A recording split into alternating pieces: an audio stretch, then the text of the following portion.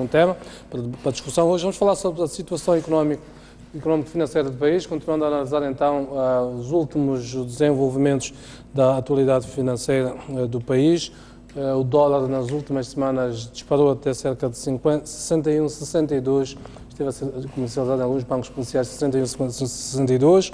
Esta semana relaxou relativamente, está a ser comercializado entre 54 e 56 em vários bancos comerciais. Vamos tentar então olhar para esta situação que acaba então por mexer de toda a economia e criar uma situação generalizada de aumentos de preços em vários setores, conforme ao longo da semana temos estado a mostrar em várias reportagens. Desde o princípio de 2015 a moeda nacional depreciou-se em relação ao dólar em cerca de 50%, isto em termos genéricos, e sendo que em novembro, de acordo com o boletim económico do Standard Bank, que foi publicado ontem, o Metical conheceu uma depreciação sem precedentes na ordem dos 75%. Vamos tentar então olhar as razões que estão por trás disto e, sobretudo, perspectivarmos o que é que vão ser os próximos tempos, atendendo que estamos nos meses de maior consumo, mais exatamente no mês de maior consumo, que é o mês de dezembro, vêm as festas, e a perspectiva então de um aumento generalizado de preços assusta os moçambicanos, a que se juntou então uma série de fatores, nomeadamente o atraso em vários ministérios de pagamento de salários, um sinal extremamente forte, atendendo que o Estado é o maior empregador e o maior agente económico do país. Sinais vindos do Estado, portanto, são sinais para um mercado pouco encorajadores, tendo em conta que o Estado transaciona também com vários agentes económicos. Muito bem, tenho comigo três convidados, vou apresentar o professor João Mosca, o professor António Francisco e aqui o Dr. Luís Sotói. Boa noite aos três, obrigado então por estarem aqui para olharmos para este assunto. Vou começar aqui pelo Dr. Luís Sotói, que é o diretor executivo da CTA. A CTA já se tinha manifestado há algumas semanas relativamente a este estado de coisas. Hoje, particularmente, o Governo anunciou uma série de medidas na saída da reunião do Conselho de Ministros, medidas classificadas pelo Governo como visando estimular a produção nacional. Essas medidas incluem o estímulo à produção nacional de bens alimentares e serviços, garantir boas práticas cambiais, maior agressividade na busca de divisas no exterior, aumentar as intervenções no mercado cambial para assegurar uma maior disponibilidade de divisas e instar as empresas públicas a contribuir para a desdolarização da economia. São estas algumas das medidas. Outras incluem a disponibilização a título excepcional de divisas para a importação de produtos de primeira necessidade, sobretudo, percebe-se, para fazer face a esta altura das festas. Dr. Luís Sotói, estas medidas respondem cabalmente àquilo que era a vossa preocupação como setor privado ou não? Muito boa noite, muito obrigado por esta oportunidade de estarmos aqui a partilhar ideias em torno da situação da nossa economia. Boa noite aos meus pares aqui no painel e boa noite, Jeremias. Dizer que, bom, pessoalmente ouvi sobre estas medidas quando saía do escritório e via, então eram 21 horas e a essa hora estava-se a dar o noticiário das 21 e ouvi o vice-ministro a anunciar essas medidas para dizer que ainda não tivemos tempo de digerir e ver qual é o alcance delas, mas seja como for, me parece estar dado aqui um passo para lidarmos com a situação de forma muito séria e que, de certo modo, pelo que eu vi, algumas das preocupações que nós colocávamos, a proposta que nós colocávamos no nosso comunicado de imprensa sobre a situação económica em Moçambique estão, me parece estarem ou terem sido tocadas nas medidas que hoje foram anunciadas pelo Governo. Muito bem, Dr. António Francisco, vou assim. Estas medidas respondem cabalmente àquilo que está a acontecer com a nossa economia, com a nossa moeda em particular? Muito boa noite aos colegas. Bem, eu não sei o detalhe das medidas, não tomei conhecimento. Admito que hoje foi dia do Conselho de Ministros, provavelmente, portanto o Conselho de Ministros certamente analisou a situação, mas ainda ontem eu vi o governador do Banco de Moçambique e de imediato não me parece que estejam a surgir medidas estratégicas ou medidas, acho que estão provavelmente a surgir medidas reativas, o que eu penso que é pena, porque, vamos lá ver, a mim parece-me que a opção estratégica da economia de Moçambique conduziu à sobrevalorização do metical, no sentido em que um país que decide crescer com a poupança externa, com o investimento estrangeiro e com a mobilização de investimento estrangeiro, tem que, inevitavelmente, aceitar que vai valorizar demasiado a moeda nacional comparativamente à economia nacional em geral. Portanto, poderemos admitir que o metical estivesse, de certo modo, apreciado e que, como dizia há tempos o Dr. Magid, ele dizia que é possível que esteja a surgir aqui um realinhamento. A mim parece-me que não é um realinhamento na medida em que há aqui uma causa estrutural para a sobrevalorização do metical.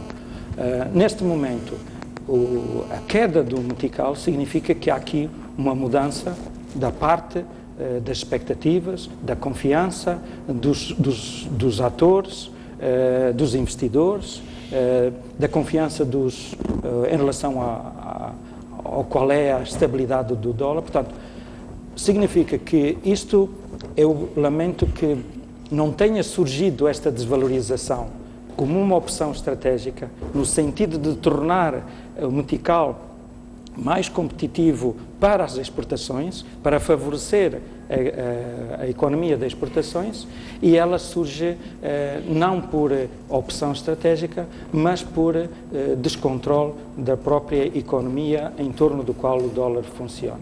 Portanto, neste sentido, pronto, é preciso reagir, mas é preciso reconhecer que eu vi, por exemplo, ontem o governador do Banco de Moçambique e claramente não manifestou uma opção de reação proativa. Neste momento, a culpa surge em torno dos cartões de débito.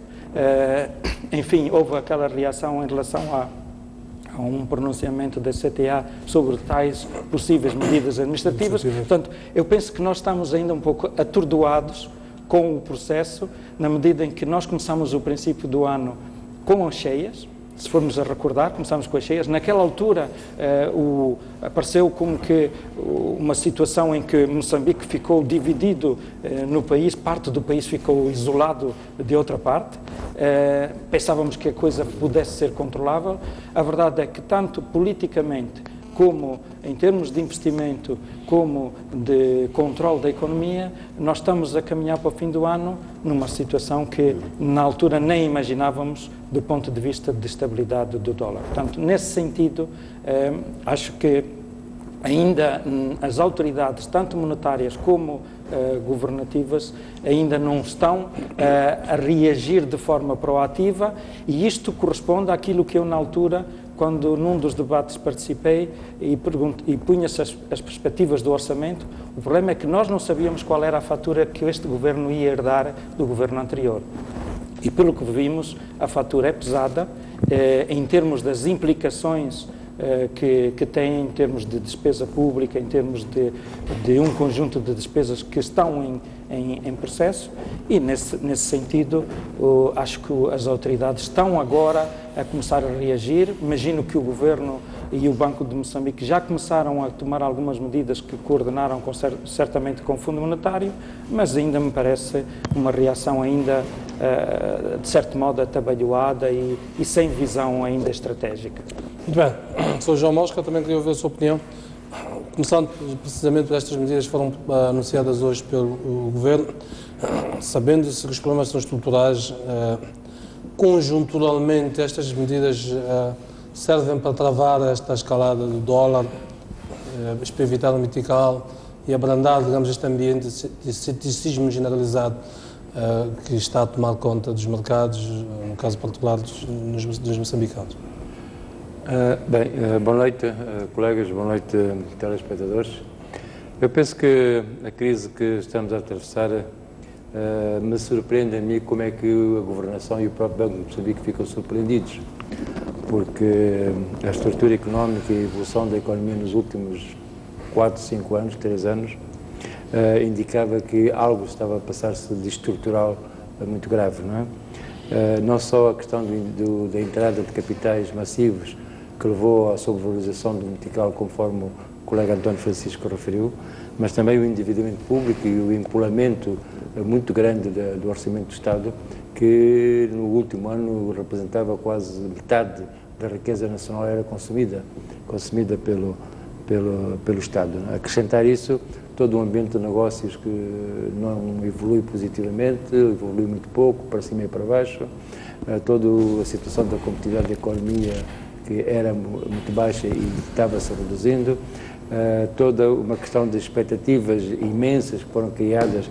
à volta do futuro país com grandes riquezas e que depois não se concretizaram. Houve investimentos públicos, penso que realizados sem necessidade urgente disso ter acontecido. Houve um conjunto de fatores, um conjunto de políticas ou de medidas que foram sendo implementadas ou foram decorrendo ao longo do último tempo que indicava que a economia de Moçambique cedo ou tarde teria que sofrer quase que um colapso. Não é? E o colapso chegou, infelizmente. O colapso não é um colapso financeiro, é um colapso do setor produtivo, é um colapso da economia real. A economia real não tem capacidade produtiva para o mercado interno. Existe uma grande ineficiência do setor produtivo, uma falta de competitividade do setor produtivo. O mercado interno é cada vez mais abastecido por recursos externos, por importações. A dívida pública é cada vez maior, inclusive com grandes dificuldades de pagamento dessa dívida pública, possivelmente tendo que recorrer a financiamentos públicos, financiamentos externos, nomeadamente o próprio Fundo Monetário Internacional, no caso da Ematum e outros investimentos realizados sem qualquer retorno a curto prazo. Portanto, tudo isso são fatores que fazem com que, de facto, a chamada bolha, ou podemos considerar uma bolha, da economia arrebentou. Não é? E acho que a governação e o Banco de Moçambique deveriam ter dados suficientes para prever uma situação deste tipo. As medidas, agora indo diretamente às questões que foram colocadas, eu penso que as medidas que estão sendo tomadas podem reduzir alguns efeitos de curto prazo. Podem atenuar a inflação, podem atenuar a queda da taxa de câmbios, mas são apenas medidas de curto prazo. Portanto, acha que mais tempo, menos tempo, voltaremos a viver estes ciclos de crise? Voltaremos a viver este ciclo de crise se as grandes medidas sobre a economia real não forem adotadas, sobre o setor produtivo, sobre o ambiente de negócios, sobre a eficiência das empresas estatais, sobre uma profunda reforma do setor das empresas públicas que são deficitárias, ineficientes e prestam mau serviço ao cidadão. Se não for revisto a estrutura dos mercados, que é uma estrutura absolutamente distorcida, grande parte dos produtos produtos estratégicos funcionam em mercados monopolistas, a maior parte deles, e portanto tudo isso são fatores que requerem reformas absolutamente fundamentais, de raiz, que duvido que o Governo tenha capacidade ou que a estrutura económica tenha capacidade para que essa transformação se verifique a curto e médio prazo. O próprio Estado necessita de uma grande reforma, o Estado não pode continuar a absorver quase 50% da riqueza nacional, o Estado não pode continuar a fazer os investimentos que está fazendo neste momento, isso reduz os recursos para o setor privado não tem crédito, ou tem muita dificuldade de acesso ao crédito, porque o Estado consome grande parte do crédito da economia.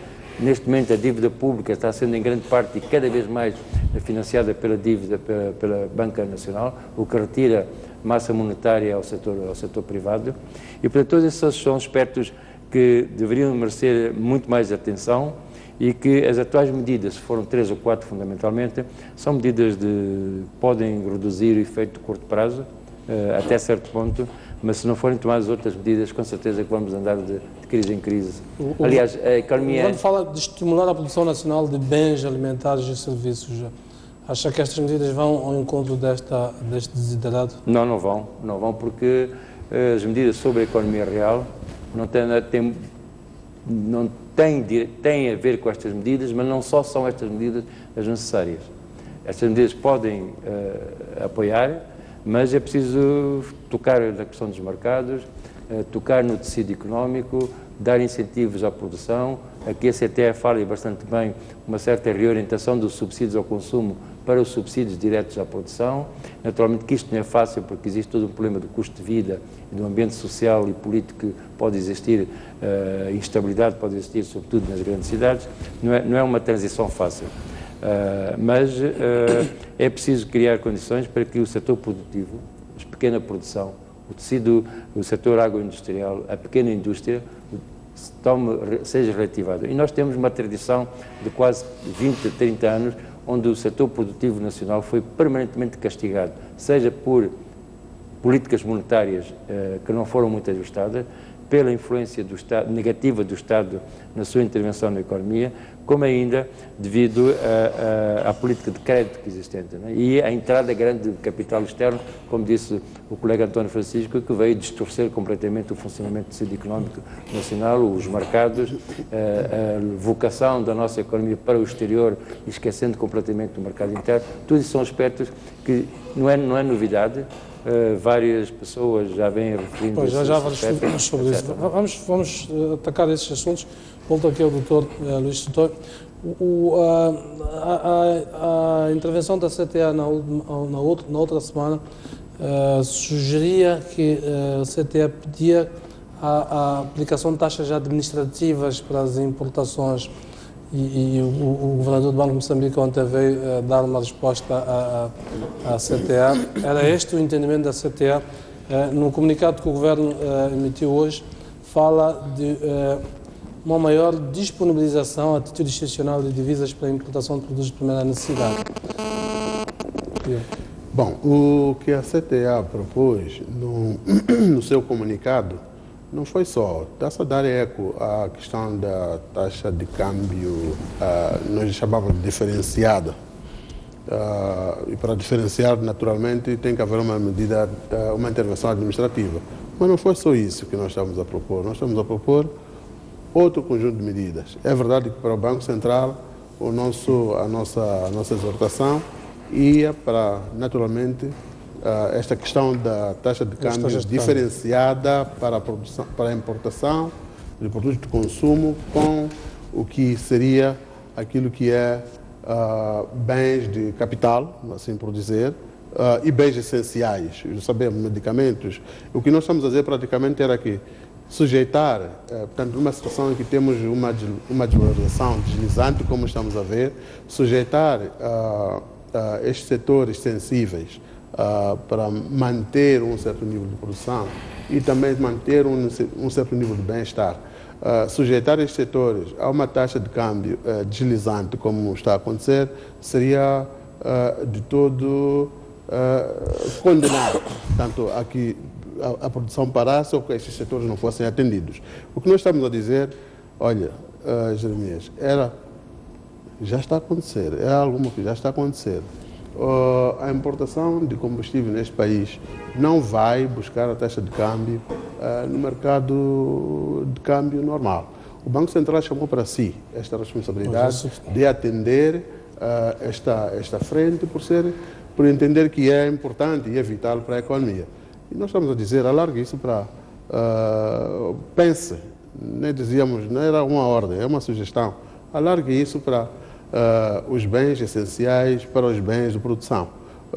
Bom, podia-se ver se o Banco Central tem arcabouço financeiro para atender às necessidades que haviam de surgir, mas era um ponto de reflexão. É verdade que a resposta que vem hoje do governo de dizer que há de haver um esforço de disponibilização excepcional de divisas para a importação de bens essenciais, olha, é bem-vinda, mas precisa de ser operacionalizada. Precisamos de saber o que significa a disponibilização excepcional de divisas para a importação de bens essenciais. É já uma resposta, mas precisa ser operacionalizada, porque estamos a dizer que será o Banco Central a pôr, estamos a dizer que vai se determinar uma taxa de câmbio que depois que o governador ontem disse que não, nem pensar. Não é? Eventualmente está-se a dizer que vai ser via o Banco Central. Estamos a dizer que, porque se eles têm, se os importadores, digamos, de bens essenciais, como é o termo aqui, vão recorrer ao mercado de cambial, onde a situação é esta, de que dia para dia nós verificamos situações em que os empresários não sabem se o que compra hoje, a quantidade de bens que compra hoje, vendendo ao preço a que comprou hoje, consegue repor o estoque no dia seguinte. Então, fica uma situação difícil. Então, não me parece que bastará o acesso a divisas excepcional, se não for excepcional também ao nível do que custa trazer esse dinheiro para este setor. Não é contrassenso, de alguma maneira, quando falamos de colocar divisas a título excepcional para importar produtos de primeira necessidade, quando todos os dias falamos de agricultura, base de desenvolvimento, agricultura, falamos de estimular a produção nacional de bens alimentares, não é de alguma maneira um contrassenso? Bom, me parece que não, porque é preciso acreditar, acreditar que, infelizmente, a nossa capacidade produtiva ainda não responde ao que são as necessidades. E daí que as importações continuam, de certo modo, a ser um recurso para garantir a cobertura do déficit na nossa balança alimentar, ou no nosso balanço alimentar. Mas, a curto prazo, se isso a curto prazo é bom, não pode ser uma medida para manter-se no médio e longo prazo. No médio e longo prazo, devemos direcionar os recursos para a produção. Isso é que vai fazer com que a nossa economia fique menos exposta a estes choques externos, a estas flutuações cambiais, por exemplo, como está a acontecer agora. Então, se é medida de curto prazo, estamos perante a quadra festiva, onde sabemos que o consumo de quase tudo aumenta, dispara, então penso que está correto. O que eu digo é, precisamos de saber o que é que significa esta disponibilização excepcional de divisas. Bem, António Francisco, este choque, portanto, obriga naturalmente a um forte ajustamento fiscal e monetário e a aceleração de um conjunto de reformas estruturais na economia. Esta mudança que estamos a assistir do ponto de vista da política monetária do Banco de Moçambique, de uma política neutra que foi sendo assumida nos últimos tempos, para uma política claramente restritiva, nomeadamente quando decidiu aumentar as taxas de diretoras e agora esta medida anunciada ontem, no sentido de limitar, digamos, os gastos com os cartões de crédito. Há quem defenda que ela já devia ter acontecido o mais tardar até no início do segundo semestre, já que os sinais foram mais do que bastantes, no sentido de que chegaremos à situação em que nós chegamos e que assim se protegia melhor as reservas internacionais que nós tínhamos e protegia-se o medical da volatilidade que estava tendo. Bem, primeiro, eu penso que a política do Banco de Moçambique nunca foi neutra. Pelo contrário, foi uma política que nem é completamente enganador querer dizer que ela está dependente do mercado. Nós sabemos que o Banco de Moçambique intervém em momentos, vamos lá ver, o processo eleitoral foi monitorado. As taxas de câmbio são monitoradas e o banco tenta ajustar esses processos. O que pode ser diferente em termos de intervencionismo agora é no sentido restritivo para ver se consegue estancar um pouco a depreciação. Mas aqui está um problema, é que claramente isto sugere que nós nos habituamos a uma valorização da economia, a sobrevalorização. Nós tivemos, não foi há muito tempo, quando, por exemplo, veio a Val, aqui em Maputo, como ela afetou as taxas, as rendas de casa, foi para a Tete, criou um ambiente totalmente diferente. Enfim, toda esta política de mobilização, e mesmo acho que este comunicado volta a dizer mobilização de investimentos, pode parecer paradoxal, mas a questão é, se a nossa política é, de facto, e eu não estou contra a mobilização de investimento estrangeiro, o problema é que a mobilização de investimento ou de ajuda ou de endividamento, em muitos casos, ela depois vai para o consumo e não vai para a formação de capital, não vai para a capacitação produtiva. E aqui está o problema, é que uma estratégia que se assenta no déficit da conta corrente é uma estratégia que depois pode desancar em privilegiar o consumo importado. E o que me parece é que agora as medidas são, talvez eu diria que são medidas natalícias, porque elas visam criar um ambiente mais ou menos simpático para o Natal, e é bom que ao menos o Governo faça isso, mas claramente não há aqui uma ação de proporcionar umas condições. Lembram-se, por exemplo, quando foi a revolta em 2008, também o Governo depois disse que ia tomar medidas para produzir trigo, para deixarmos de importar pão. Claro que as medidas não funcionaram, nunca viemos a produzir trigo e mesmo se viéssemos, provavelmente ia ser muito mais caro do que o importado. Portanto, neste caso, se calhar importar o trigo seja melhor do que o produzir. Porque produzir neste estilo de campanha, obviamente que não funciona. Portanto, eu diria que, do ponto de vista de ação, e eu lamento se nessas ações que estão aqui a ser referidas, não há uma clara reconhecimento de que é preciso estabilizar a confiança no meio urbano e no país. Eu penso que neste momento há um total descrédito sobre a possibilidade de ter dólares em Moçambique. As pessoas, por várias razões, estão a pôr o dinheiro a salvo. Portanto, não é o metical que está a perder valor, é o dólar que está a fugir de Moçambique. E a fugir porquê?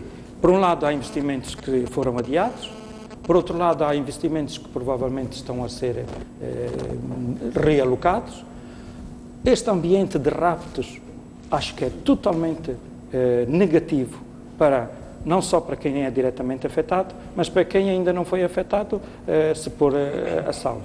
Portanto, acho que ou se cria um ambiente de confiança em que é lamentável que nós não procuremos transformar Moçambique num paraíso fiscal e estejamos-nos a transformar num inferno fiscal.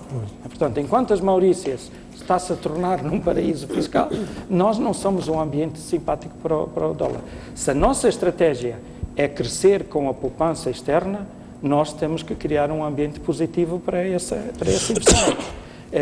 Não vejo na parte do Governo, da parte dos atores principais, inclusivamente dos produtivos, uma opção para passarmos a priorizar uma estratégia de crescer com poupança interna.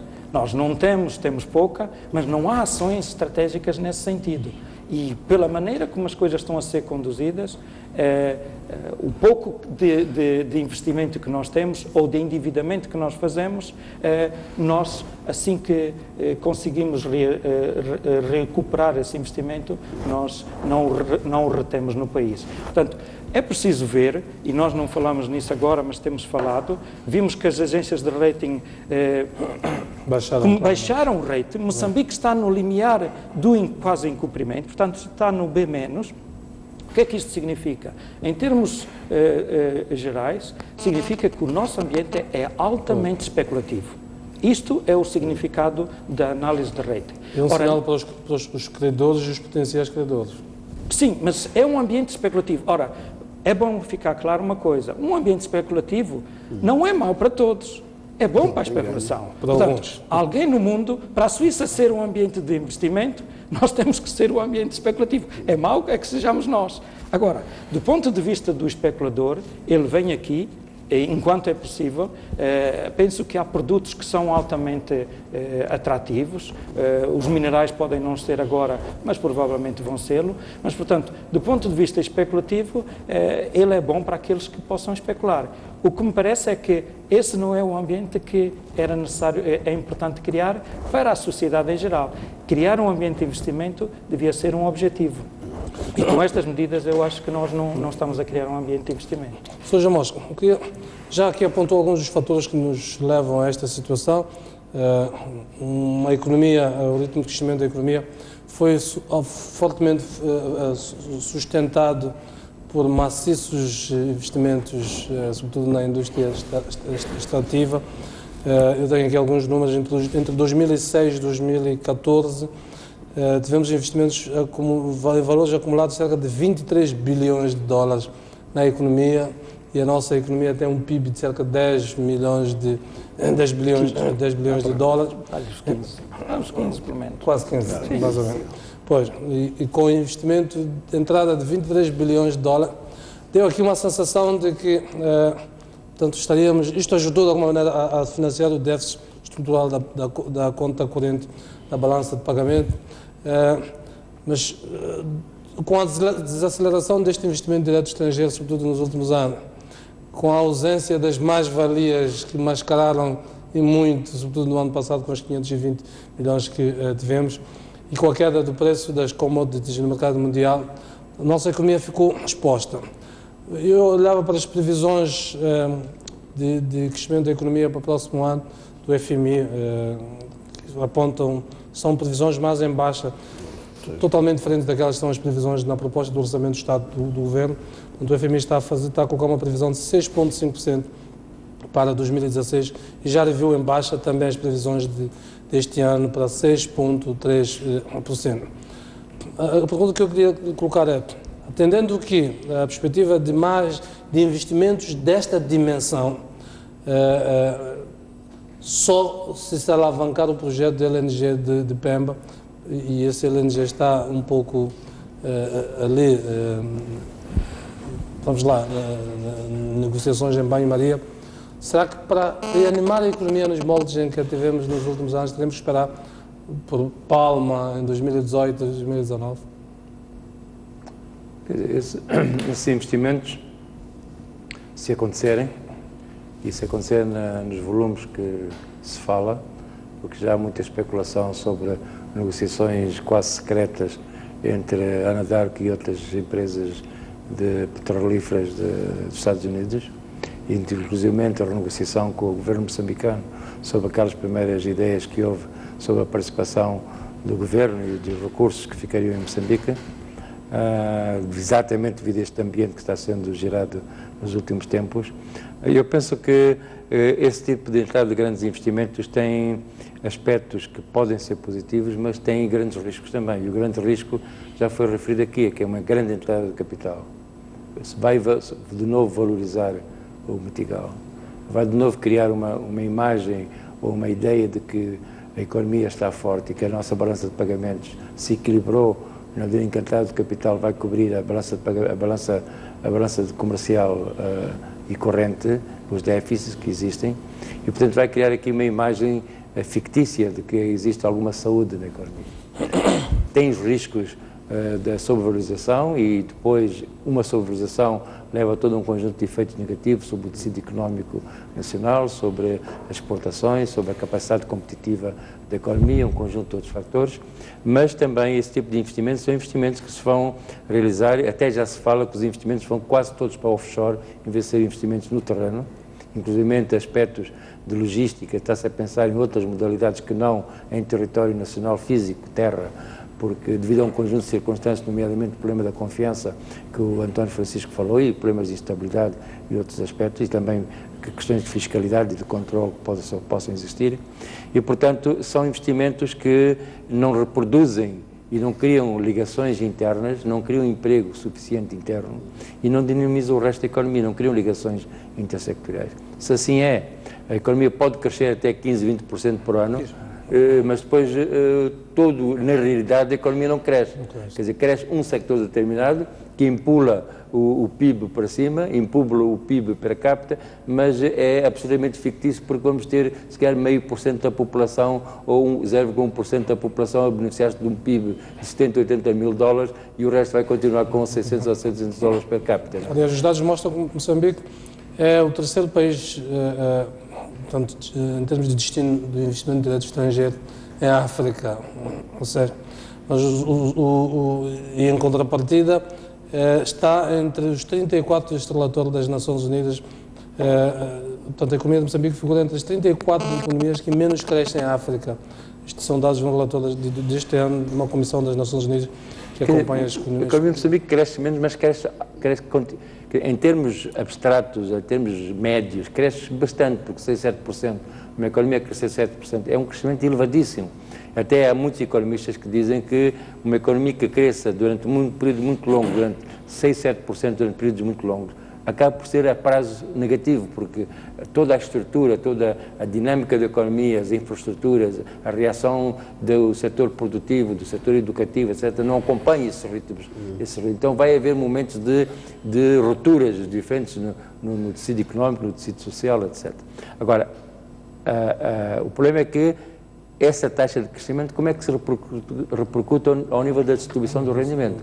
Então, é um crescimento económico. Ela é resultado de 20% da economia, porque 80% da população vive abaixo do limiar da segurança alimentar. Portanto, esse 80% significa que reflete, em termos, não é normalmente distribuído. Claro, claro. É isso que eu ia dizer. Portanto, é um crescimento que cria mais pobreza. E ao criar mais pobreza, a economia fica absolutamente fragilizada, não é? Porque se uma economia que vive em que não cria emprego e que cria mais pobres e que cria mais desigualdades, é um crescimento muito perigoso e é o que está a acontecer em Moçambique e em muitos outros países africanos, nomeadamente Angola, por exemplo. Não é? Doutor Luís, eu olhava para os dados deste investimento, destes números colossais que aqui apontávamos, os tais 23 bilhões de dólares, 76%, como dissemos, vão para a indústria extrativa, os chamados megaprojetos.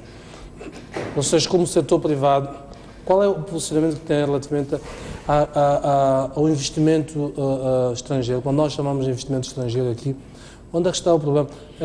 A inclusividade, já que está na onda, falámos de inclusão, a inclusividade deste investimento, de modo que ele se traduza numa multiplicação, digamos, na qualidade de vida das pessoas. Jamil, antes de responder à tua pergunta, eu queria referir-me também a esta questão de confiança e dizer que há muitas coisas que se fazem para se construir a confiança. Uma delas é quando um governo é capaz de tomar medidas, anunciar as medidas que mostram que há uma estratégia que vai ser implementada passo a passo, mas há uma estratégia, todo mundo sabe para onde é que vamos. Mas o que vimos ultimamente, sobretudo do lado da autoridade monetária, foi que durante o mês de novembro tivemos 4 momentos de anúncio de medidas da política monetária. Não é? Tivemos na primeira quinzena 2 anúncios de aumentos de taxas diretoras, de taxa de coeficiente de reservas obrigatórias, e para na terceira semana depois termos o anúncio sobre as transações que são feitas pelos exportadores, e ontem esta dos cartões de crédito e cartões de débito, que mostra, não sabemos o que vem a seguir. Então, isto também não contribui para a confiança. Para encontrar exatamente onde está o problema. Pois, parece-nos isso. Pelo menos é a imagem que fica. É a imagem que fica. Mas quando se isto fosse dito, olha, há de haver isto, há de haver aquilo, e saber-se, e criar-se esta previsibilidade, acho que isso aumentaria mais a confiança das pessoas. É verdade que agora, disse o Jeremias quando começamos o programa, que o dólar em relação ao metical, o metical ganhou algum terreno em relação ao dólar, mas por quanto tempo? E por quê que é assim? Eventualmente, a fotografia que passou no jornal do governo negociou 700 qualquer coisa milhões de euros, e depois que há aí dinheiro que pode entrar, pode ser que esteja agora a mostrar que, olha, se você mantiver os dólares onde os tem, corre risco de trocá-los a um valor para menos meticais. Mas, por quanto tempo é que esta tendência vai ficar? Então, confiança, penso que é extremamente importante, para além de outros fatores que aqui os meus colegas já se referiram. Isto também é importante para a questão de já está a tocar nisto. Eu penso que o CTA deveria aproveitar esta oportunidade. Por que não estuda qual devia ser a taxa de câmbio competitiva do ponto de vista da pequena e média empresa para se tornar exportadora?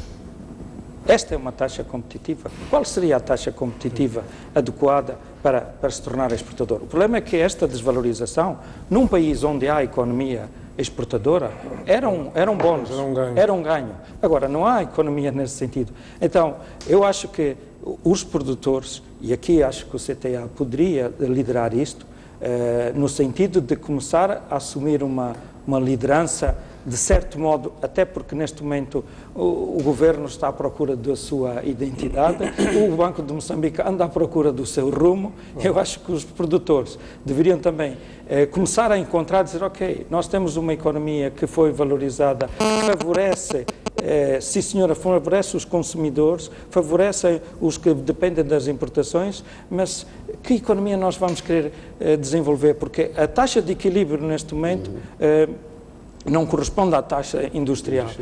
A capacidade que, neste momento, um produtor que queira investir em termos de exportação e que dependa da economia nacional, tem que começar a estudar estas questões no sentido de começar a procurar medidas administrativas, inclusivamente de exigir também da parte do próprio Estado, do Governo, um equilíbrio do déficit público, enfim, porque isto afeta, o Jeremias estava a referir no início, acho que o Mosca falou sobre isso, se 50% vai para a despesa de consumo, para a despesa pública, qual é a capacidade que o setor privado tem aqui de dinamizar a economia realmente? Sr. António Francisco, qual é o peso que a dívida pública vai ter, digamos, no condicionamento das decisões deste Governo? O Ministro das Finanças, o Primeiro-Ministro, passa a repetição, e agora o Ministro das Finanças, tem estado a optar por um discurso menos pessimista, se calhar que não traduz aquilo que é a verdadeira dimensão da realidade, para não alarmar, e esta é a função dos Ministros das Finanças. Costumo dizer que os Ministros das Finanças são aqueles que não devem sorrir, mas também não devem mostrar uma cara feia, tem de estar ali sempre numa posição mais ou menos neutral. Eu coloco isto porque, olhando para os números, a dívida pública subiu 2,2 bilhões nos últimos 2 anos, em função de ser aquilo tudo aquilo que nós já conhecemos, mas este governo começou logo em janeiro a levar coixés, como já mencionou o professor aqui, um orçamento aprovado praticamente a meio do ano. Como é que este governo faz esta ginástica, por exemplo, para financiar este déficit todo? Bem, eu estou convencido que este governo não tem, neste momento, não tem tomado medidas de contenção do orçamento público no sentido de evitar aquilo que eu diria que é a terceira quase falência, bancarrota. Nós tivemos isso em 1984, tivemos no final do século, em 99, em que beneficiamos de um perdão de dívida. Depois surgiu o programa do PARPA, que visava definir prioridades para setores importantes, sociais, mas nós vimos que, por exemplo, o perdão da dívida foi usado para tapar certos buracos que foram surgindo com a banca. Ora, acontece que, curiosamente, se formos a ver, o presidente Samora, antes de morrer, deparou-se com uma praticamente quase falência. O presidente Chissano, no final do século passado, deparou-se quase com uma falência e conseguiu um perdão. E o presidente Gabusa conseguiu passar o mandato, passar a falência para o novo presidente. Portanto, ele conseguiu criar uma situação, mas ele não ficou a gerir a falência. Agora, o que me parece é que há aqui um aspecto de déficit público que está a ser difícil de gerir. O que eu vejo é que as relações mudaram também em relação àquilo que poderia ser as soluções desta situação. É verdade que a dívida de Moçambique, penso que pelo caminho que está a ser tomado, vai se tornar impagável. E depois não sei quais são neste momento as medidas que depois se possam proporcionar. Existem condições de pensar numa nova versão do IPIC, por exemplo? Não sei se internacionalmente existe isso, porque agora as relações também com os doadores mudaram. Eu penso que esta euforia que surgiu em torno dos recursos naturais fez com que o governo anterior pensasse que poderiam substituir a ajuda pelos dividendos dos recursos naturais. Esse jackpot que pensávamos que tínhamos, em princípio, foi adiado, ou está a ser adiado. Agora, em termos de gestão da dívida e da ajuda, bem, o Fundo Monetário já apareceu com uma ação no sentido de suavizar o processo, mas eu penso é que nós não estamos a agir, portanto, no sentido de fazer com que a poupança externa, neste caso, que é fundamentalmente não investimento, mas sim ajuda e endividamento, nós vimos que o endividamento comercial tornou-se competitivo do apoio ao orçamento. Então, os doadores também passaram a assumir uma atitude diferente, no sentido em que, se existem possibilidade de fazer esse tipo de investimentos e se é possível pagar a dívida que contraíram por causa da Ematum, vamos ver, nós não podemos subestimar, vai lá. A gente fala da dívida da Ematum, mas ela é quase 3 vezes mais do que foi o Banco Austral. Ora, como é que aquilo foi acomodado? Como é que nós vamos ter que acomodar o caso da Ematum? Portanto, do ponto de vista da dimensão, eu acho que não estão a ser tomadas medidas no sentido de evitar a possível bancarrota, que eu digo que até 2020 nós não iremos safar-nos dela, na medida em que não estão a ser tomadas medidas nesse sentido. E nessa perspectiva, eu diria que a possibilidade de apertos que vão surgir em consequência deste processo, vamos lá ver, em termos de gastos públicos, em termos de endividamento, não estou a ver que haja medidas no sentido de evitar essa situação.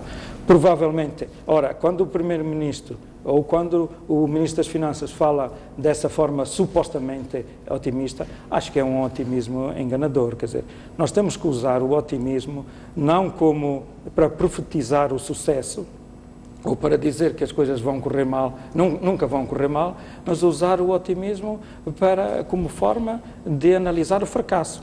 E nesse sentido não é ser pessimista por analisar os erros, é ser enganador se nós vamos dizer não, vamos fingir que as coisas vão correr bem porque não há de ser nada. És um moderador, mas eu queria ver se respondia à sua pergunta, mas também reagir ao desafio que o professor Francisco coloca em relação à CTA tomar iniciativa para fazer análises e propor soluções. Nós não somos uma unidade grande. CTA, em termos de executivos, estamos a falar de 35 pessoas, não mais que isso. A unidade de análise que a gente tem 3, 4 pessoas. Fazemos outsourcing, é verdade. E dizer que foi feito um trabalho. A nossa avaliação é de que, de facto, a desvalorização que está a acontecer é excessiva. O que nós pensávamos que podia ser uma desvalorização aceitável por esta altura, tendo em conta os padrões da economia, é entre 43,3 e 47,2. Portanto, temos estes dados. Nunca viemos ao público falar deles, o FMI diz 45. Portanto, estamos nessa banda. Portanto, há trabalhos que fazemos. É verdade que ainda não temos não sentimos ainda com força suficiente para virmos e propor soluções. Mas este é o caminho. Penso que nós temos que crescer para isso mesmo. Muito bem, eu queria, vamos para o intervalo, mas antes disso queria dizer que nós vamos amanhã, a partir de amanhã, ter a conferência Mosefo aqui em Maputo. Portanto, ao longo da semana temos estado a passar várias notícias sobre este evento. Chegou-me agora a informação de que chegou ao momento já a Maputo o professor Marcelo Rebelo de Sousa, que é um dos oradores de um dos painéis, portanto, uma das sessões temáticas plenárias, vai acontecer amanhã, logo depois da abertura, num painel que vai contar então com, além do professor Marcelo Rebelo de Sousa, vai contar com o antigo presidente de Moçambique, João Cristiano, o antigo presidente da África do Sul, Thabo Mbeki, e ainda a Graça Machel. O professor Marcelo Rebelo de Sousa foi recebido então há momentos pelo PCA do Grupo SOIC. Vou pedir então ao realizador se pode exibir essa peça que vamos ver, depois passaremos para o intervalo e damos a oportunidade na segunda parte então dos nossos telespectadores interagirem connosco e colocarem questões à volta do tema que estamos aqui a discutir. Até já.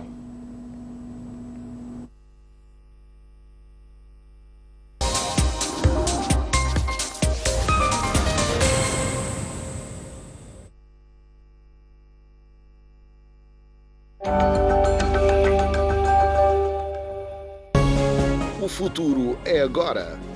A forma como todo este processo está organizado, em que haverá temas que vão ser debatidos, haverá conferências que vão ser realizadas e, 2 em 2 anos, um fórum nacional. Creio que é um modelo apropriado para podermos efetivamente envolver todos e estou convencido de que está garantido o sucesso da partida.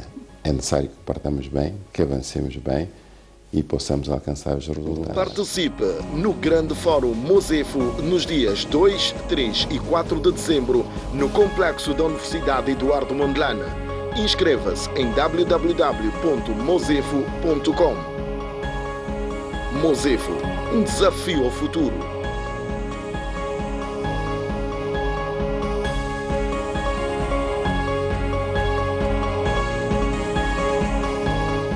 Tudo o que nos rodeia mexe conosco. É fundamental preservarmos isto. Ficamos movidos pelo espírito de trazer as imagens. Torna-nos mais próximos da realidade que veiculamos. O que temos que carregar em nós é o trabalho em equipa. Em Moçambique temos uma diversidade a todos os níveis. Iniciativas inovadoras, costumes e até lições de vida. E é isto que queremos partilhar. E fazemos com muito orgulho. Mostramos o que você quer ver na TV.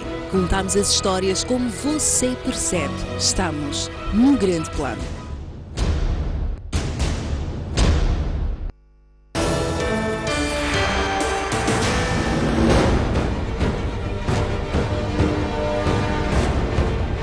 De segunda a sexta-feira preenchemos as suas manhãs com o melhor de informação no Telediário. Aguardo por si.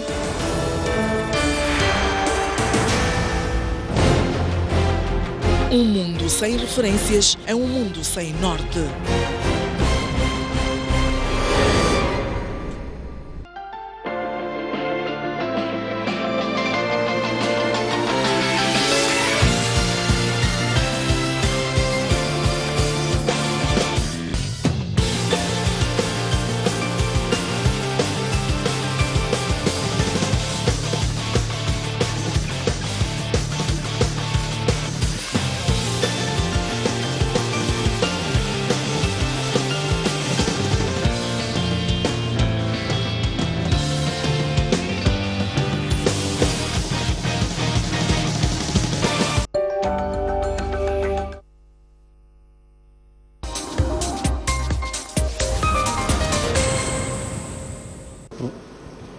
Professor Marcelo, a primeira questão que gostava de colocar é em relação a este regresso à sua segunda pátria, como é que se sente? Olha, muito feliz, muito feliz, porque já tinha saudades. Tinha aqui várias coisas para fazer, gente amiga para reencontrar, no fundo, sentir o viver moçambicano, e por outro lado reencontrar a universidade, reencontrar a vida empresarial, reencontrar gente amiga da comunicação social, das instituições, tinha até inclusive orientandas e orientandos meus na universidade com provas para realizar, e portanto tinha um débito em relação a Moçambique, vou agora pagá-lo. E que expectativas é que traz consigo para este primeiro grande fórum MOSEF? Olha, eu venho com grandes expectativas. Em primeiro lugar porque pôr de pé uma iniciativa destas, à distância de 4 anos, tem um mérito excepcional. Basta dizer que nós, por exemplo, em Portugal e mesmo noutros países europeus, não encontramos muitas destas iniciativas. Isto exige uma organização, uma preparação, um convite a oradores, uma mobilização em termos de sociedade, uma participação alargada. Estamos a falar de centenas de pessoas, 3 dias consecutivos, com painéis também seguidos. O tema não pode ser mais atual. Quer dizer, o tema, neste momento em que há uma crise económica mundial, de facto, mais disfarçada do que visível, o estar a rediscutir o que é o crescimento, para que é que serve o crescimento, qual é o lado qualitativo do crescimento, o que é que isso muda na vida das pessoas, porque o crescimento só interessa para mudar a vida das pessoas. Como é que as pessoas podem participar nessa mudança em termos de crescimento e desenvolvimento? É um tema que é atual em Moçambique, atual no continente africano, atual em todo o mundo. O que é que espera partilhar, portanto, com os moçambicanos que vão estar e não só, portanto, neste fórum? Eu vou dizer um pouco como é que vejo o que o mundo mudou no final do século passado, para este século, como é que eu sinto isso como professor e na intervenção que tinha na comunicação social, como é que sinto hoje também um pouco com o protagonismo político e, sobretudo, o peso que tem a sociedade civil. Quer dizer, como é que essa mudança passa pela comunicação social, passa pela participação, passa pela abertura, passa pelo pluralismo, passa pelo confronto de opiniões, passa por abertura aos jovens, passa pelo peso da opinião pública. E quanto mais amplo for o leque dos que participam, mais rico é o desenvolvimento. Inovação, humanização e também a inclusão vão ser, portanto, temas que vão fazer parte de alguns painéis. Como olhar para estes aspectos num cenário global?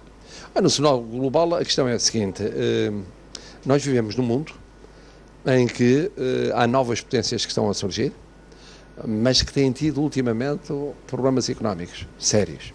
Esses problemas económicos travaram o crescimento que se esperava e que se tinha sonhado há 4 anos, há 3 anos, há 2 anos. Primeira pergunta, como é que vai ser agora? Isto volta a crescer? Segunda pergunta, vamos aproveitar o crescimento para melhorar a qualidade da vida das pessoas, incluir mais gente, diminuir as desigualdades, diminuir a pobreza? Vai haver maior promoção social, efetivamente, ou não? Vai haver mais participação? Ou vai-se perder outra vez uma ocasião? E cada vez que perde uma ocasião à escala do mundo e à escala de certos continentes, isso significa que depois temos de, não direi partir do zero, mas essa recuperação é mais difícil, é mais cara, é mais lenta e há muitos milhões que ficam a sofrer pelo meio. Muito bem, professor Marcelo Rebelo de Sousa, que na primeira pessoa, aqui a colocar aqui são as suas expectativas relativamente a este grande fórum. Recordo então que o professor Marcelo Rebelo de Sousa é, nesta altura, candidato às eleições presidenciais. Vão ter lugar em janeiro próximo em Portugal, portanto poderemos estar em presença de um putativo presidente da República de Portugal. Muito bem, já estamos na segunda parte deste Linha Aberta, já temos as linhas aí colocadas. Bom, tenho indicação de que o Sr. Cadu Moreira já está em linha. Boa noite. Boa noite, Jeremias Langa. Boa noite também estende para todos os jogadores da SEB Televisão, assim como os doutores aí presentes. Bom, mais uma vez, é muito pertinente mesmo debater tendo em conta a atualidade e a insustentabilidade a trazer isso para, em toda a esfera, em todos os cafés, tudo fala disso mesmo. Bom, segundo o Sr. Ernesto Govo, presidente do governador de Moçambique, terá dito que tomar medidas, vai estabelecer limites de utilização dos cartões de crédito para o exterior, né? E que vai destruir os bancos nacionais para que informatize o sistema nesse sentido. Eu não sei tanto, não sei, tipo, ao efeito imediato dessa solução, né? Não sei. E o primeiro-ministro também, na sociedade pública, terá falado de tudo do governo para poder conter essa crise. Não sei, a questão daquela vez quando houve a greve de 2010, em que falou de defesa básica, mas depois não se operacionalizou. Então não estou muito certo, não vi isso na prática. Bom, temos muita terra em Moçambique, né? Que é em período de defesa, em que não há guerra. Porque onde a terra não acaba se escondendo naqueles sítios. Então, poder se preparar aquela mata, se fazer a agricultura e pensar poder melhorar essa situação. Então, eu disse que era dizer, muito boa noite, obrigado. Muito bem, muito obrigado, Sr. Cadu Moreira. Foi o nosso primeiro telespectador. Não sei se temos já algum telespectador mais. Tem um telespectador que nos fala na condição de anonimato. Vou pedir ao nosso realizador para nos melhorar o som aqui no estúdio. Estamos a receber com muitas dificuldades. Boa noite. Sim, boa noite. Boa noite, por favor. Sim, boa noite. Boa noite. Vou-lhe pedir que... eu gostaria... Faz favor. Vou pedir-lhe que afine o volume do seu televisor, por favor. E ouça-nos pelo telefone, porque está a criar este feedback, está a ouvir... E agora está melhor? Parece que está melhor. Pode continuar, por favor. Agora está melhor. Eu gostaria de contribuir neste debate. Em primeiro lugar, perguntando onde estão as mais-valias que Moçambique ganhou.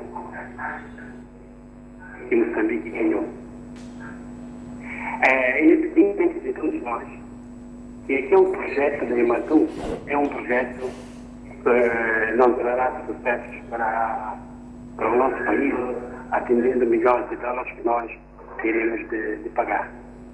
Não será possível renegociar por forma que esta dívida não dê cabo dos moçambicanos. E a outra questão é que o Presidente da República tem estado a dizer assim, é que os moçambicanos são mais consumidores do que produtores. Eu quero saber qual é a política concreta do governo que incentive os moçambicanos a produzir. Muito bem, muito obrigado. Penso que ficou essencial da sua questão. Vamos a ter o problema de feedback. O televisor continuava alto. Peço sempre aos nossos telespectadores para nos ouvirem sempre pelo telefone. Já tenho comigo o Sr. Gabriel Fundice, um telespectador indefetível aqui do nosso programa. Boa noite. Boa noite. Gostaria de saudar o painel. Eu, como estudei pouco, eu sou analista popular. Não sei bem na parte das contas. É que os nossos doutores, ou não são doutores, ou são políticos, fala de Ematu, mas Ematu não está relacionado com subida de dólar. Agora vamos falar da subida de dólar, porque os americanos levaram o dinheiro dele para subir. O que nós temos que fazer, esses que estudaram muito, é bom explicar à população, o dólar subiu. E o nosso país, nós vivemos através de importar as coisas de fora. Exportamos pouco. Porque quando fala de Ematu, já é confusão, já é política, tudo isso fica confusão nas nossas cabeças. Nós sabemos que houve Ematu, fogo, mas agora vamos falar da subida de dólares, como que nós vamos viver. Porque eu disse na semana passada que a população, quando eu tento explicar como analista popular, disseram que não, nós aqui em Moçambique recebemos de mexicanos, porque quando o governo fala de dólar, eu disse não, será que a maior parte dos produtos que nós consumimos aqui está a ser importado. Produzimos pouco, Bom, perdemos o Sr. Gabriel Fundice, mas tem a indicação de ter o Sr. Rogério, que nos fala a partir de Maputo, na outra linha. Boa noite. Alô, boa noite. Boa noite, por favor. Como estão? Está tudo bem deste lado? Aqui também tudo bem. Parabenizar aí o seu painel, penso que está rico. Tenho a oportunidade de ter, aliás, de ver aí dois grandes economistas que tanto admiro. Relativamente ao debate, em alusão, proponho-me dizer o seguinte. A primeira coisa, eu penso que há uma necessidade clara, vou fugir do contexto para ir mais ou menos na justiça social. Eu penso que o que está a acontecer hoje tem a ver com a nossa dívida pública, ok? Está a valer mais ou menos um documento do África Confidencial que dá conta que a ponte Catembe, ok, foi mais ou menos inflacionada. O valor real não é aquele que nós tivemos, ok? O que dá a entender que houve comissões. Indo mais além, fala-se também da questão da Ematum, ok? Eu até hoje, sinceramente falando, não aceito, não concordo, e nem sequer uma pessoa tenha sido ouvido acerca do negócio Ematum. Sinceramente falando, eu penso que vivo num país atípico. Muito obrigado e boa noite. Muito obrigado, Sr. Rogério. Temos já um telespectador que nos fala na condição de anonimato na outra linha. Boa noite. Sim, boa noite. Sim, faz favor. Sim. Olha, eu primeiro gostaria de parabenizar aí o seu painel e falar sobre o tema. O povo está cansado de ver essas ladainhas do governo. A contenção deve começar lá de cima. Tem-se dito que os preços subiram porque o mercado nacional tem falta de dólar. Mas nós bem sabemos que não é bem verdade, sabe? O país dinheiro tem. Nós temos visto num chefe de Estado, já uma viagem de chefe de Estado para fora do país, custa em média 350 mil a 500 mil dólares. Estamos a falar de 16 a 27 milhões de dólares. Por que é que não leva esse dinheiro para o chefe de Estado andar a viajar? E injetar no mercado para que haja esse tal dólar vivo? O Ministério da Indústria e Comércio está a trabalhar. Hoje em dia, veja, em qualquer loja, tudo subiu. Até aquilo que nós não importamos subiu, as pessoas alegam que é dólar. Eu vou dar um exemplo. Um 5 litros de água na margem custava por aí 50 meticais. Alguém, de repente, aparece e vai custar 80 meticais. E eu pergunto, de onde é que a água na margem é importada? Porque eu não sabe daqui.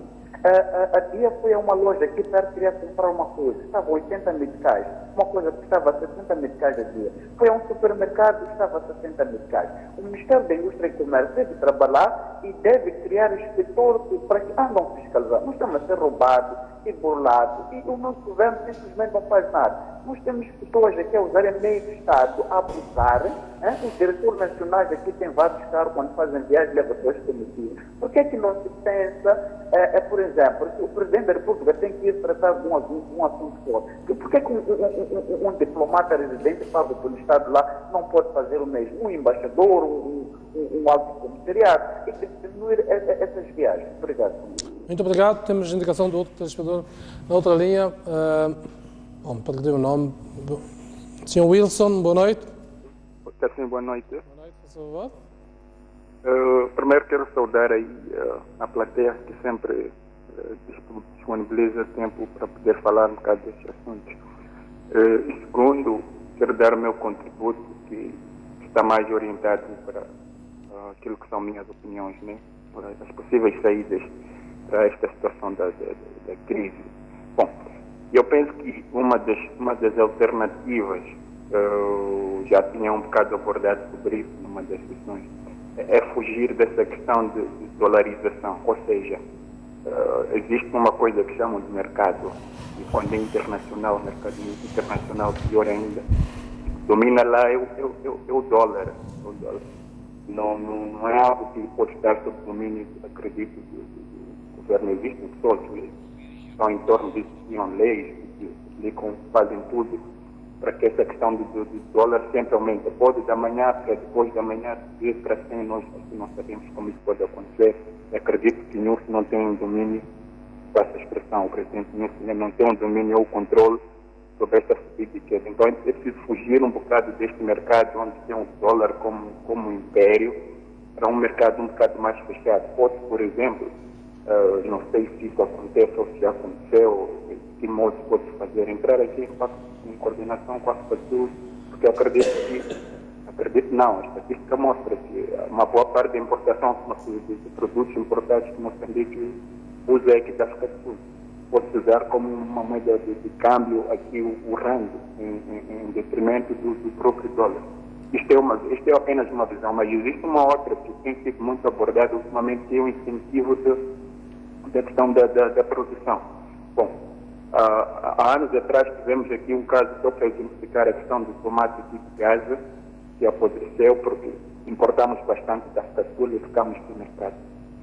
Isto já remete a uma questão, antes de avançarmos para a produção, para a produção maciça, deve ser revista de antemão, que é a questão da industrialização. Muito antes de falar de produção, deve-se pensar na questão de industrialização. Isto porquê? Porque a indústria é que promove a questão da agricultura. Se existem indústrias, se existirem aqui indústrias em Moçambique, acredito que poderá isso ser uma forma de incentivar a questão da agricultura, porque pode haver contratos assim com produtores. Há um nome mais específico que chama esse tipo de contrato de produção pagas antes de ser produzido, antes de ter o produto. Então, é uma das formas de também de fugir dessa questão da crise, né? Bom, muito bem. É uma das saídas. Muito obrigado, Sr. Wilson. Peço desculpa por cortá-lo. Nós temos já há algum tempo o Sr. Jacobino, que nos fala a partir, penso que da Beira, penso que é isso, da Matola, peço perdão. Boa noite. Boa noite. Bom, não sei se ainda estamos com o telespectador em linha. Alô? Está sim, boa noite? Sim, boa noite, sou Jeremias Landa. Boa noite, faça favor. Eu gostaria de participar do programa. Exato, faça favor. Eu vou começar, vou participar no programa dizendo o seguinte. Este problema que estamos a enfrentar agora na nossa economia, as pessoas quando aparecem muitas vezes na televisão, os nossos editores, porque desde 1975 as pessoas foram educadas a serem politicamente corretas, não conseguem apontar os reais problemas que fazem com que a nossa economia esteja a enfrentar esse tipo de problema. Hoje, os nossos editores tentam sacudir o capote, culpando o pobre cidadão que está a tentar apanhar uma maneira de sair desse tipo de situação. As pessoas começam a dizer que, olha, por que alguém que está a vender alface, por exemplo, vai inflacionar o alface, se o alface é produzido aqui internamente nas nossas hortas aqui, não é afetado, não é importado. Mas essa pessoa que está a vender o alface, está a vender o alface para ir comprar o arroz, está a vender alface para ir comprar a cebola, está a vender o alface para ir comprar o carapau, que é importado. Se ontem essa pessoa vendia 2 caixas de banana para comprar um quilo de arroz, hoje já não é possível comprar com coisa, esse quilo de arroz, vender 2, 3 caixas de coisa de banana. É isso que as pessoas têm que perceber. Muito bem, muito obrigado. Vou pedir mesmo desculpa por cortar. Vamos ao último telespectador, senhor. Penso que é. Senhor Sadiq. Boa noite, senhor Sadiq.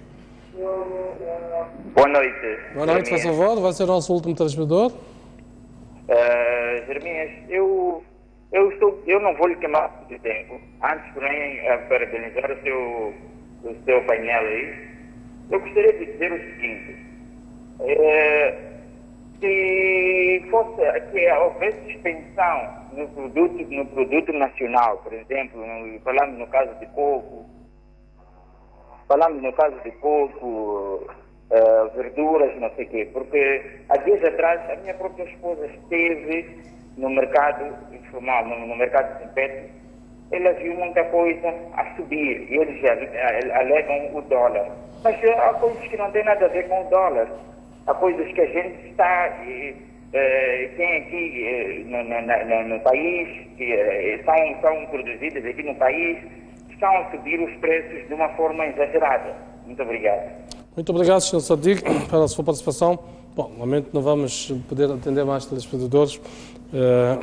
Alguns desses temas vão ser discutidos amanhã, a partir de amanhã, no Mosefo, portanto, é só prestarem atenção à televisão, porque vamos transmitir esses momentos todos e vão ter a ocasião de verificar. Pedi aqui para os vossos comentários, começo aqui pelo Dr. Luís Totói.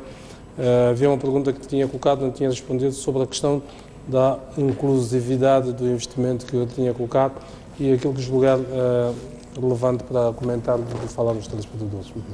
Muito obrigado, Elias. Dizer que a CTA, como Confederação das Associações Económicas, vê com bons olhos o investimento estrangeiro, portanto não é contra o investimento estrangeiro. Antes, pelo contrário, através do investimento estrangeiro, nós temos acesso, de alguma forma, a conhecimento que de outra forma não teríamos, temos acesso à tecnologia que de outra forma não teríamos, e então ela traz parcerias que podem acrescentar valor ao que é o desenvolvimento do empresário nacional. Agora, tendo dito isto, há que ver de que investimento estamos a falar, que será benéfico na ótica do empresário privado. Se é investidor que vem e faz o seu investimento, estamos aqui a falar dos grandes projetos, em que tanto exige muito capital que o nacional pode não ter para comparticipar, digamos, no essencial do que é o investimento, por exemplo, do carvão, mas que abre espaço para um segmento, digamos, de serviços que podem ser providenciados por moçambicanos. Esse investimento é capaz de catapultar o pequeno e médio empresário. Mas o que vemos em muitos casos é que estes grandes projetos vêm com pacotes completos, não é? E não dão espaço para a atuação do empresário nacional. E há várias... Então, não geram ligações com a economia. Não geram ligações com a economia local, a economia nacional. Então, este tipo de investimentos, se contribuem para o crescimento, é o tal crescimento que depois, exprimido, não se vê nada que fique para o país. O PIB continua a crescer, o PIB per capita continua a crescer, mas não tira Moçambique da situação do país com menor índice de desenvolvimento humano. Eu tenho aqui diante de mim uma edição do Africa Monitor, uma edição que se produz via internet, que diz que a degradação que está a passar a economia moçambicana é devido em especial a uma diminuição drástica do investimento privado, pequeno e médio em particular, num fenómeno que é atribuído mais a um adverso ambiente de negócios e menos as persistentes tensões político-militares com o ordenado. E diz aqui uma citação, fala de uma espécie de um nacionalismo económico que se manifesta por meio de práticas subliminares de discriminação e animosidade contra investidores estrangeiros, que estes usualmente reagem com melindre e desconfiança que os leva a abandonar ou a reconsiderar os seus projetos. Bom, é uma opinião, é capaz de ser fundada para alguns casos, mas não para tudo. Eu dizer que essa é a situação global que caracteriza Moçambique, eu não estaria de acordo. Há aí coisas que estão ditas que são verdadeiras. O ambiente de negócios, nós clamamos que ele tem que melhorar, está melhor do que estava, mas tem que continuar a melhorar. E temos que ir para questões de fundo, não podemos fazer a reforma cosméticas para dizer que fizemos alguma coisa. Temos que fazer reformas profundas que, de facto, abram espaço para o investidor, quer nacional, quer estrangeiro, possa investir. Agora, o nacionalismo económico, eu penso que nós somos dos países que têm menos este nacionalismo económico numa determinada vertente, mas há outras onde tendencialmente estamos a exibir um nacionalismo económico que acaba nos prejudicando. Acho que há uma exacerbação. Por exemplo, está ficando cada vez mais difícil contratar mão de obra externa, portanto, expatriados, até para categorias que não existem em Moçambique. Isto não é bom, porque mata o investimento, não é? É preciso termos uma política de imigração que tenha em conta que Moçambique precisa de passar por uma fase em que mão de obra expatriada será importante e gera emprego. Portanto, eu penso que o facto até de agora termos um Ministério de Trabalho, Emprego e Segurança Social, espero que signifique mudança na maneira de olhar para as coisas.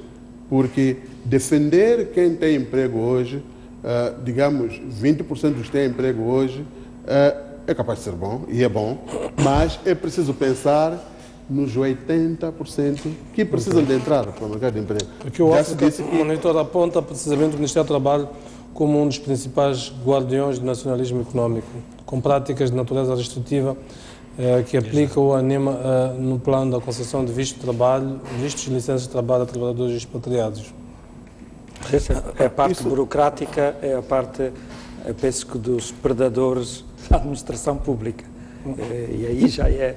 Nós sabemos que há parte do nacionalismo económico, mas eu penso que os próprios nacionais nas províncias muitas vezes pedem para serem libertos do sufoco a que o Ministério das Finanças, uma série de instituições fazem em relação a eles. Portanto, há também um grande peso, penso eu, e vimos isso com a polícia, com as alfândegas, enfim, com uma carga que... A máquina que ela própria se alimenta. A máquina que, eu penso que isso... quer dizer, agora, eu acho que há um aspecto importante aqui que é referido. Eu penso que a política de migração do governo de Moçambique é contra o desenvolvimento. Nós temos uma política de migração que castiga a migração formal e privilegia a informalidade. Ouvimos falar aí da compra de vistos, da compra de BIs, pela informalidade é um descontrole e a formalidade depois fica prejudicada. Portanto, há exemplos realmente lamentáveis que eu penso que as próprias empresas que hoje estão a pensar em investir se deparam com esse processo de rent-seeking que há muito forte e que certamente prejudica o ambiente de investimentos. E claro que prejudica aparentemente o investimento estrangeiro, aquele que é mais musculoso, que tem mais musculatura, vai por vias políticas fazer contornar isso, mas a questão, voltamos ao aspecto que eu coloco, é que se o ambiente é tão especulativo e é tão caro, não vai facilitar o ambiente de pequena e média empresa para embaratecer o produto. Sr. João Marcos, queria ouvir também as suas palavras. Havia um telespectador aqui que falava daquelas coisas clássicas, falava industrialização, diversificação, consumirmos mais o que produzimos do que o que importamos. Lembro, na última semana eu fui descobrir um documento de uma brochura do PPI, o Plano Perspectivo Indicativo de 1979, que fazia a década de 80, 90, a década de desenvolvimento. Era eu, muito novinho, quando aquilo foi feito. Mas quando eu estava a ler aquilo, feito em 79, traduz integralmente e fielmente a realidade que nós vivemos agora. Consumir mais, de necessidade de industrialização, de diversificação. Aliás, nesse documento já se falava da questão de investir na prospecção dos nossos recursos minerais, enfim. Ou seja, o que eu queria levantar aqui é a questão da continuidade. Já há 79 para cá, estamos a falar para 30 e tal anos, que estamos a produzir documentos, mas não estamos... Não estará aqui a faltar também um pouco de continuidade relativamente ao conhecimento que vamos acumulando ao longo desse tempo todo? Quer dizer, eu acho que Moçambique tem um conhecimento bastante razoável da sua própria realidade, não é? Em termos de conhecimento. A questão central é que as nossas instituições são muito instáveis. Existe uma grande instabilidade institucional. Isso leva depois a uma grande instabilidade de mudanças radicais, de ruptura até de políticas económicas ao longo desse período todo. Houve momentos de ruptura com novos modelos, novos paradigmas, talvez rupturas. Isso significa que estes níveis de estabilidade não são favoráveis a um crescimento contínuo, equilibrado, onde existe uma estratégia de longo prazo, etc. Portanto, quando se fala de alguns aspectos que referiu que estavam constantes no PPI, eu, de alguma forma, vou tendo cabelos brancos e já participei também no PPI, de alguma forma, entanto que o Ministério da Agricultura, de facto, lá, com todas as críticas que podem existir, com toda a concepção filosófica, ideológica que estava por trás, etc., etc., mas existiam lá, naturalmente, linhas que hoje ainda são verdadeiras, não é?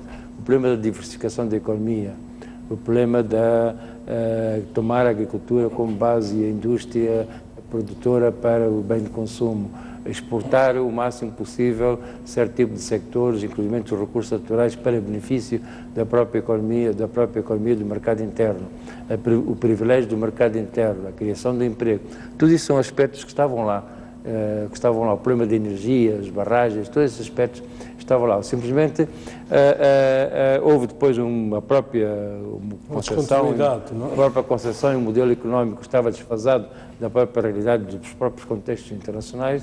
Houve crises, houve rupturas, houve descontinuidades e hoje, outro dia estávamos aí numa conferência e dizia-se que uma pessoa que veio de fora, que esteve cá disse que nós estamos aqui a discutir assuntos há 23 anos, não é?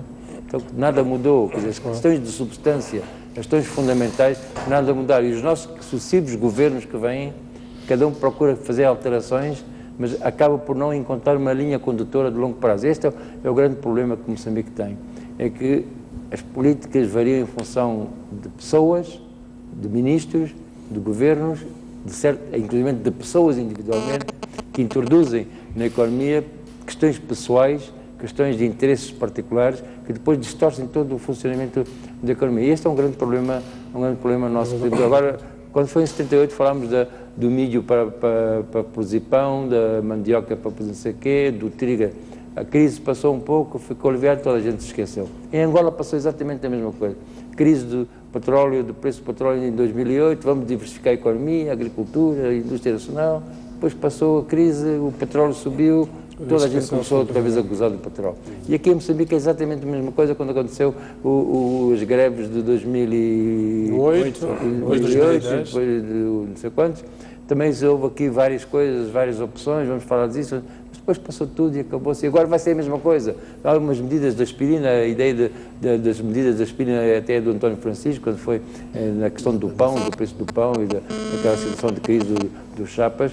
Falou das medidas de aspirina, que resolve o problema da dor, mas os problemas fundamentais da estrutura da economia continuam na mesma. E agora vai acontecer, muito seguramente, a mesma coisa. Não é? Muito bem, quero dizer, a vossa presença, haveria certamente muitos assuntos aqui para discutir. Agradecer a vossa presença, aos nossos telespectadores também que nos são fiéis às terças-feiras. Já só faltam 20 minutos para a meia-noite, quando estamos praticamente já no dia seguinte. Próxima terça-feira voltamos a encontrar neste mesmo espaço. Não perca a partir da manhã então o Mosef com transmissões integradas nos nossos dois canais, STV e STV Notícias. Boa noite. Tchau.